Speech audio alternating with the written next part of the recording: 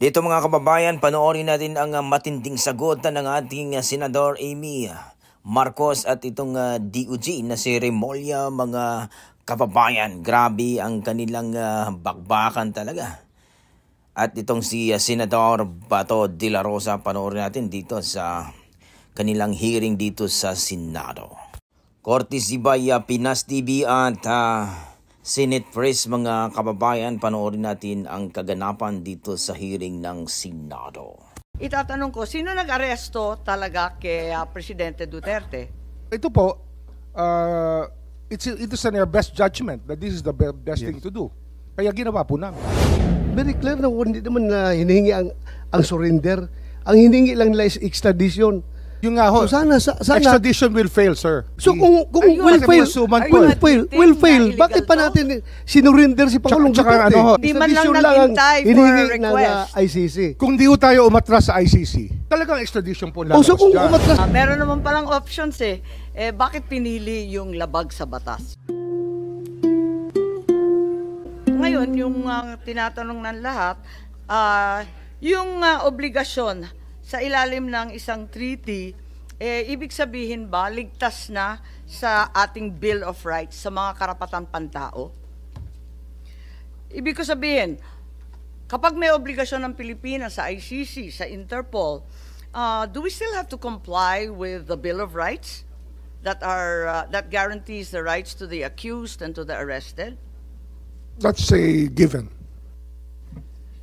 Certainly, the Bill of Rights is there precisely to limit the powers of the government, and if the government can circumvent the Bill of Rights by just entering a treaty, then the rights guaranteed under Article 3 of the Constitution are no longer secure, hindi po ba?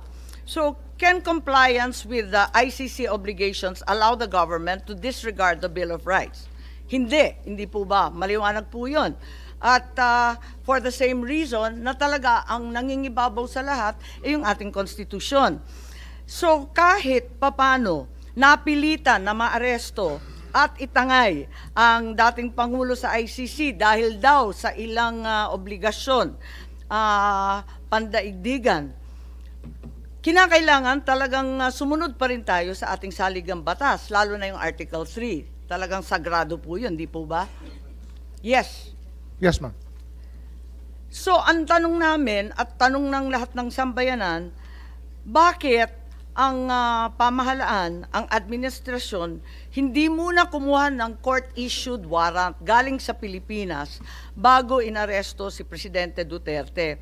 Why didn't the administration secure a court order before flying the President out of the country? Nung last hearing, may sinasabi si Secretary Remulla na yung nangyari surrender, hindi extradition.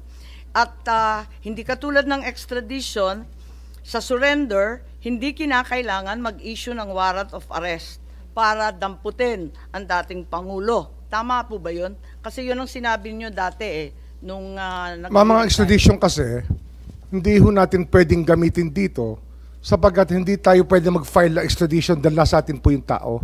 Ang extradition po na sinasabi ng batas ay yung court o yung arresting state, yung state pala na may warrant, ang mag-file na extradition sa Pilipinas. Kaya surrender lang po talaga ang option natin. Wala ho tayong ibang option. Kabisado ko po yan. Panahon pa ng tatay ko yung extradition law natin. Ako yata nag-type nung bata. Ang tanong dito, under surrender, there's no need for a Philippine court to issue a warrant. Ang sabi po ninyo, that's the stand of the government. Is that correct? Opo, yan po yung aming stand. Does this not contravene the Bill of Rights that we've already agreed upon as being sacred and above all else, particularly the right of deprivation of liberty without due process? Yung due process po kasi, the right of liberty of abode. Kasi ang due process po dito, yung sa issuing body, yung nag-issue po na warrant of arrest if they observe due process. Ang alam po natin, 7 taon pong inimbestigahan itong kasong to, nagbigay po ng notice to sa mga kinauukulan na maaari nilang kasuhan. At pinayagan sila sumagot. Alam ko po yan na binigyan sila ng notice, may mga tanong na binigay sa kanila, pinayagan po sila sumagot. Kung ayaw po nila sumagot, 7 is taon our own ito look. sa ibang bansa, hindi 7 taon dito sa Pilipinas. Opo, habang tayo po isaklaw ng ICC, Hindi pa rin saklaw yan sa ating batas. Hindi, Kasi ano ho? ayon sa ating batas, Hindi, habang tayo po ay saklaw ng ICC, binigyan na po ng due process yung mga tao. Madam Chair. Yes, Can I interject? Senator De La Rosa, please. May I know from the good secretary, saan kayo nakakuha ng information na yan? Na yung mga Ganun ho kasi souvenirs ang binigyan ng tanong, pinapasagot yung mga akusado. Saan po kayo nakakuha ng informasyon na yan? Tsaka sinusubukan po nilang kausapin.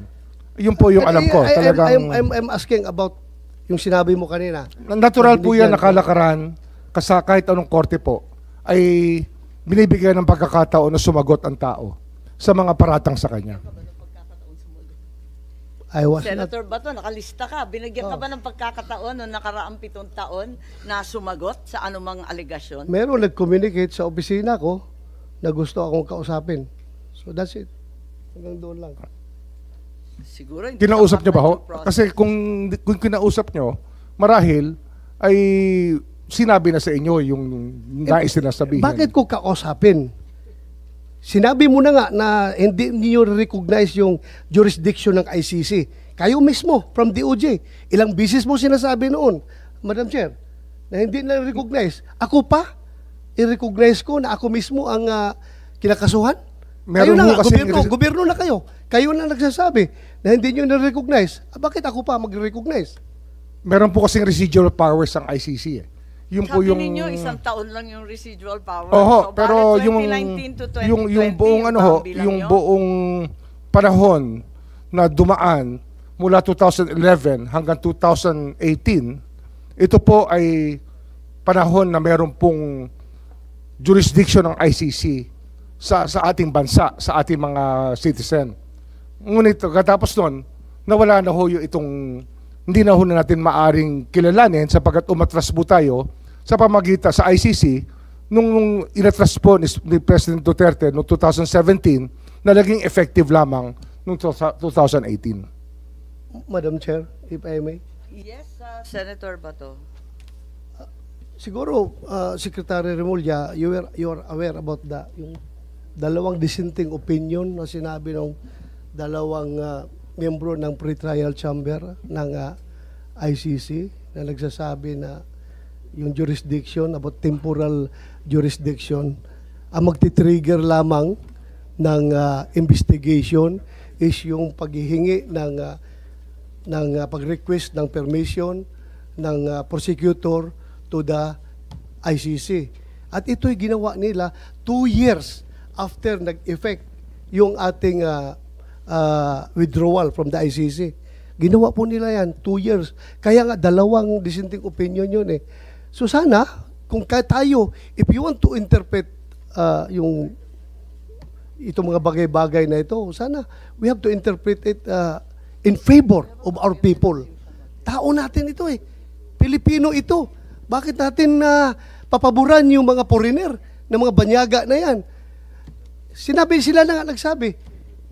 It was the request for to conduct investigation was triggered 2 years after nag-effect yung ating